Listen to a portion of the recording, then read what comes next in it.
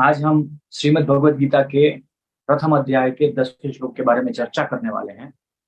अब तक मैं सिर्फ इंफॉर्मेशन देता था। आज हम इसके ऊपर चर्चा करने वाले हैं।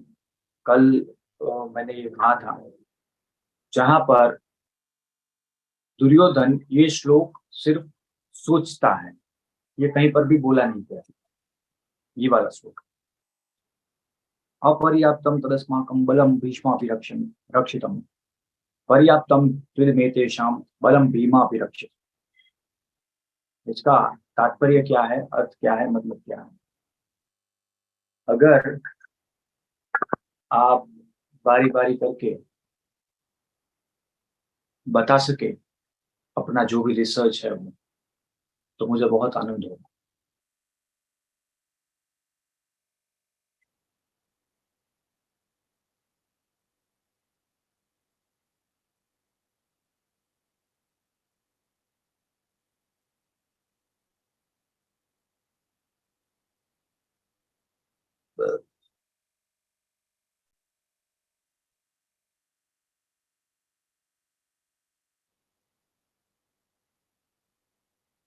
चलिए, द्रोणाचार्य को चुप देख के दुर्योधन जो है, उसको अंदर के अंदर ये ख्याल आता है कि मेरे पक्ष में संगठन नहीं है, एकता नहीं है, एक विचार नहीं है, जो कि भीम के पक्ष में है। तो भीष्म द्वारा रक्षित ये जो हमारी सेना है, वो विजय प्राप्त करने में अपर्याप्त बल जो है वो रखती है, क्योंकि पर्याप्त बल में आपका विचार एक होना चाहिए। आपको ये ज्ञात होना चाहिए कि मैं सही हूं और सामने वाला गलत है, तभी आप विजय प्राप्त कर सकते हैं। समान प्रेम रख के विजय प्राप्त करना, वो कहीं ना कहीं थोड़ा कठिन है, मुश्किल है। तो यहाँ पर भीष्म जो है, उसको दोनों को समान प्रेम वो दे रहे थे, पांडवों को भी और कौरवों को भी।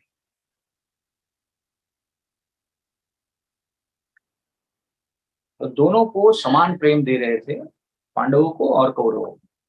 ऐसे में क्या था कि विजय प्राप्त करना कठिन था। हालांकि ये काफी कम लोग जानते हैं कि ये 10 दिन में जब ये सुनाया जा रहा है, तब तक पांडवों की मेजोरिटी सेना जो है वो खत्म हो चुकी थी। भीष्म ने ही वो खत्म किया था। मेजोरिटी वो खत्म हो चुकी थी। अब सिर्फ पांडवों के पास 2 अक्षौहिणी सेना थी और कौरवों के पास 11 अक्षौहिणी सेना थी। ये संजय जब ये वृतांत बताते हैं, ये तब की बात है। और जब श्री कृष्ण और अर्जुन आपस में बात कर रहे थे श्रीमद् भगवद गीता के इस चर्चा के विषय में, तब पांडवों के पास 7 अक्षौहिणी सेना थी और कौरवों के पास 11 अक्षौहिणी सेना थी, यानी कि 4 अक्षौहिणी सेना ज्यादा थी। मतलब सैन्य बल में वो काफी बड़े थे। लेकिन फिर भी यहाँ पर दुर्योधन को लगता है कि हमारा बल जो है वो सीमित है, वो लिमिटेड है। इसके पीछे की वजह यह है कि जितने लोगों को वो जानता था और जिनके बल पर उसको विश्वास था, उनका ही विचार एक विचार नहीं था। उसमें भीष्म, फिर द्रोणाचार्य, फिर कर्ण, फिर कृपाचार्य, उसका भाई विकर्ण, उसके दादा बाहलिक, भूरिश्रवा, सोमदत्त, ये सब द्विपक्षी विचार वाले थे। वास्तव में कोई नहीं चाहता था कि सिर्फ दुर्योधन जीते। वो चाहते थे कि दोनों पक्ष जीते। तो ये तो संभव नहीं है। जब युद्ध हो रहा है तो कोई तो हारेगा। लेकिन पांडु पक्ष में सब यही चाहते थे कि युधिष्ठिर जीते, क्योंकि युधिष्ठिर धर्मात्मा है, धर्मराज है और सत्यवादी है, प्रजावत्सल है, प्रजापालक है। ये सारे गुण दुर्योधन में नहीं थे। इसलिए पांडवों का विचार एक ही था कि हमें बस जीतना है, क्योंकि हम हमारे ट्रैक में सही जा रहे हैं और ऊपर से श्री कृष्ण हमारे साथ हैं, तो हमारा तो गलत होने का कोई सवाल ही पैदा नहीं। इसीलिए ये मन में, हृदय में भय होने के कारण, या फिर कह सकते हैं अधर्म होने के कारण, हृदय में भय जो है वो होता है। उसी भय के कारण अपनी सेना जो है वो अपर्याप्त दिखती है। हालांकि 4-4 अक्षौहिणी सेना ज्यादा है पांडवों से, फिर भी अपना बल अपर्याप्त लगता है। 10 दिन तक, देखने वाली बात यह है कि 19 दिन तक ये युद्ध जो है वो चला था, उसमें से 10 दिन तक भीष्म ने युद्ध किया था। उस दौरान परिवार का एक भी सदस्य जो है वो नहीं मरा था। बाकी के 9 दिन में ऑलमोस्ट 5 पांडव, उसके पुत्र, 5 पुत्र और कुछ सैनिकों को छोड़ के, करीब 2 अक्षौहिणी सेना टोटल बची थी, उस सबको छोड़ के बाकी सब मर गए। भीष्म ने 5 अक्षौहिणी सेना जो है उसको खत्म कर दिया था, लेकिन परिवार का कोई नहीं मरा था। यहाँ से उनका स्वार्थ भी दिखता है कि योद्धा मर रहे हैं, सामान्य योद्धा मर रहे हैं, रथी महारथी मर रहे हैं, लेकिन परिवार का कोई नहीं मर रहा है। तो भीष्म यहाँ पर ये सोचते हैं कि मेरे परिवार को कुछ नहीं होना चाहिए, चाहे दूसरों का जो भी हो सो हो सकता है कि उन्होंने अपना पूरा जीवन इसी तरीके से बिताया है, इसीलिए ये युद्ध की परिस्थिति आई। अगर भीष्म परिवारवाद को छोड़ के समाजवाद को पकड़ते तो हो सकता कि वो हस्तिनापुर का सिंहासन जो है उसको पकड़ लेते। अगर भीष्म राजा होते तो शायद ऐसा कुछ ना होता, ये भी हो सकता है। तो ये बहुत सारे रीजन हैं दुर्योधन के इस विचार के पीछे कि भीष्म जो है वो श्री कृष्ण को वैसे भी आराध्य मानते थे, भगवान मानते थे, उसकी पूजा भी करते थे। द्रोणाचार्य है, वो भी उसकी पूजा करते थे। द्रोणाचार्य के तो प्राण श्री कृष्ण ने बचाए हैं। तो ये सारी बातें हैं जिससे दुर्योधन को अपना सैन्य बल सादा होने से भी जीतने के लिए अपर्याप्त बल लग रहा है। उसके पास सैन्य बल है, उसके पास अमरत्व वाले 2-2 योद्धा हैं, उसके पास इच्छा मृत्यु वाले 1 योद्धा हैं, उसके पास न मार सके ऐसे 2-2 योद्धा हैं, 3-3 योद्धा हैं, लेकिन फिर भी कहीं ना कहीं उसको अपर्याप्त बल लग रहा है। वास्तव में बल अपर्याप्त नहीं है, हृदय में अधर्म, अन्याय और ये सारी बातें जो है वो कर दी। उसको पता है कि मैं अधर्मी हूँ और अधर्म वास्तव में अंत में विजयी नहीं हो सकता, जबकि सामने साक्षात धर्म श्री कृष्ण खड़े हैं। अब दूसरी पंक्ति में हम जाते हैं। पर्याप्तम युद्ध में तेषाम बलम भीमाभिरक्षितम। भीम द्वारा रक्षित ये सेना जो है उसका बल पर्याप्त है। 4 अक्षौहिणी सेना कम होने के बाद भी उसका बल पर्याप्त लग रहा है। और भीम, भीम का नाम क्यों लिया?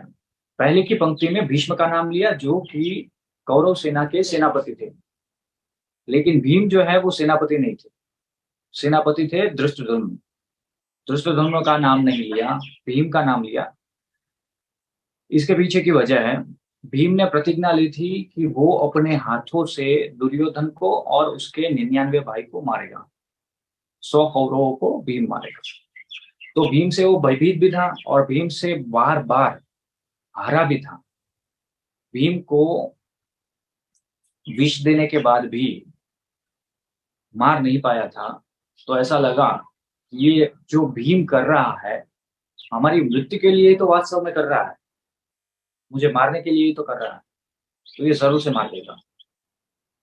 इसीलिए भीम का नाम दुर्योधन ने यहाँ पर लिया, ना किसी और का लिया, ना युधिष्ठिर का लिया, ना अर्जुन का लिया, ना धृष्टद्युम्न का लिया, भीम का लिया, क्योंकि भीम ने प्रतिज्ञा की थी और उस प्रतिज्ञा का भय अब दुर्योधन को लगने लगा। लेकिन अब तक दुर्योधन जीवित है, भीष्म पितामह बाणशैया पर है, ये संवाद चलने के तहत। इसके बाद भी धृतराष्ट्र जो है वो युद्ध को रोकने का आदेश नहीं दे पा रहे हैं। ये बहुत बड़ी समझने वाली बात है। और वो आदेश क्यों नहीं दे पा रहे हैं? क्योंकि ऑलरेडी भीष्म ने 5 अक्षौहिणी सेना उसका खात्मा कर दिया था। तो धृतराष्ट्र को ये भी लग रहा था कि भले ही आज भीष्म नहीं है, लेकिन सामने का पक्ष एकदम दुर्बल हो चुका है। सिर्फ 2 अक्षौहिणी सेना है और हमारे पास 11 अक्षौहिणी सेना है। तो हमारा विजय ये तो निश्चित है। तो ये सारी बातें हैं इस श्लोक के पीछे। अब यहाँ से हमें ये सीख मिलती है कि जब भी कोई भी अधर्म करता है, फिर उसके पास कितनी भी शक्ति हो, भय उसके मन में प्रवेश कर ही लेता है। और यही भय दुर्योधन के मन में प्रवेश किया। तो कभी भी हमें अनएथिकल वर्क प्रैक्टिस जो है वो नहीं करनी। ऑलवेज डू एथिकल वर्क, जहां पर हम हमारे काम को जस्टिफाई कर पाए और दूसरे भी जस्टिफाई कर पाए। और सबसे बड़ी बात यह है कि हमारा काम किसी को नुकसान पहुंचाने वाला ना हो, किसी ऐसे व्यक्ति को कि जो अच्छा है। दोनों पक्ष से नुकसान तो पहुंच रहा है, युधिष्ठिर से भी नुकसान पहुंच रहा है और दुर्योधन से भी नुकसान पहुंच रहा है। लेकिन युधिष्ठिर वाला जो नुकसान है वो सब सही करने के लिए है, दुर्योधन वाला जो नुकसान है वो और ज्यादा बिगाड़ने के लिए है। तो युद्ध तो करना पड़ेगा, चाहे आप अच्छे हो तो भी युद्ध करना पड़ेगा, चाहे आप बुरे हो तो भी युद्ध करना पड़ेगा। Always ready for fight. तो अब फाइट आप किस इंटेंशन से कर रहे हैं, यहाँ पर ये चीज बहुत ज्यादा मायने रखती है। हालांकि बहुत सारे कम लोगों को पता होगा कि एक वक्त था, पांचों भाइयों ने सब कुछ छोड़ दिया था, और एक बार नहीं, बार बार छोड़ दिया था। और इसीलिए धृतराष्ट्र को भी भरोसा था कि ये युद्ध होगा ही नहीं। ये संवाद आगे का इसीलिए कर रहे हैं, धृतराष्ट्र का ये भरोसा था कि ये युद्ध नहीं होगा, क्योंकि परिस्थितियां बार बार ऐसी आई है। लेकिन पांडव धर्मात्मा है, उन्होंने कभी भी युद्ध नहीं किया है। वो शस्त्र का त्याग कर देते हैं, छोड़ देते हैं, जंगल में चले जाते हैं, साधना करते हैं। इस बार ऐसा क्या हो गया कि पांडवों ने शस्त्र धारण कर लिया, युद्ध किया।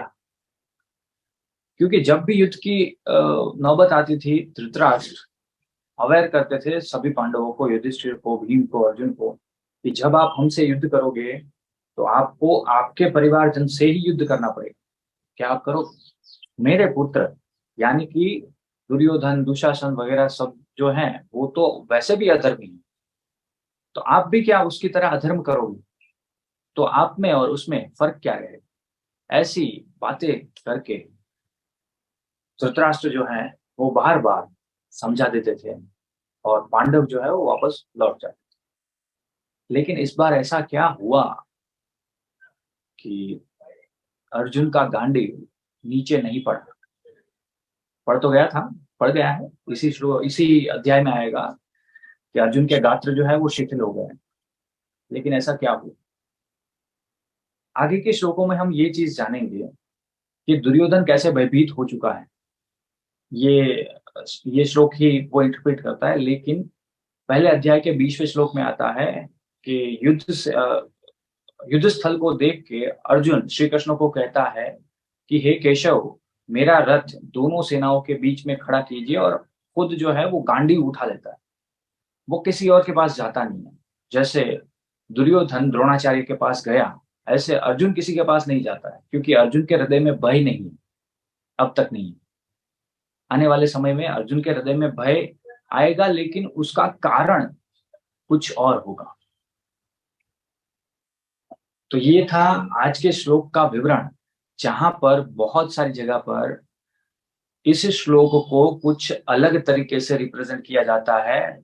बहुत सारी प्रिंटेड बुक्स होती है श्रीमद् भगवद गीता के नाम पर, जहां पर ये कहा जाता है कि दुर्योधन ये कह रहा है, ये बोल रहा है कि भीम की सेना का बल जो है वो कम है और भीष्म की सेना का बल जो है वो ज्यादा है, इसलिए भीष्म जो है वो जीत सकते हैं, भीम जो है वो हार जाएगा। वास्तव में ऐसा नहीं कहा गया है। ये इंटरप्रेट करने वालों की मिस्टेक है या फिर क्या पता क्या है, लेकिन इसका अर्थ बिल्कुल ही अलग होता है, बिल्कुल ही अलग होता है। वैसे कॉमन सेंस में टेक्निकली अगर देखा जाए तो अपर्याप्त का मतलब क्या होता है? अपर्याप्त, इट मीन्स नॉट सफिशियंट। तो क्या कहते हैं? अपर्याप्तम तदस्माकम बलम भीष्माभिरक्षितम। हमारा जो ये बल है वो अपर्याप्त है, भीष्म द्वारा रक्षित करी गई सेना अपर्याप्त है, यानी कि इनसफिशियंट है। पर्याप्तम त्विदमेतेषाम, तो सफिशियंट है, भीम द्वारा रक्षित सेना का बल जो है वो सफिशियंट है। आसानी से समझ में आ जाए ऐसे वर्ड्स हैं, लेकिन फिर भी कैसे रॉन्ग इंटरप्रिटेशन हो गया है आई डोंट नो। मैक्सिमम जगह पर इसका इंटरप्रिटेशन रॉन्ग ही बताया गया है। Then correct it. आपका नॉलेज जो भी है उसमें अगर मैं कुछ एड ऑन कर पाया हूँ मुझे अच्छा लगेगा। चलिए आज के लिए बस इतना ही।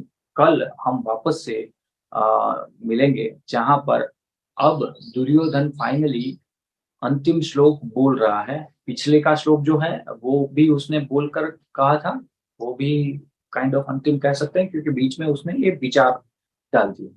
और आगे का श्लोक जो है वो फाइनली कहेगा। अब द्रोणाचार्य ने कोई रिस्पॉन्स नहीं दिया, तो अब वो सेना को कहता है कि अब भीष्म की रक्षा के लिए सब लोग जो है वो भीष्म के इर्द गिर्द खड़े हो जाओ। कितना मास्टरमाइंड है वो हम कल लास्ट श्लोक में, दुर्योधन के लास्ट श्लोक में जो है वो जानेंगे।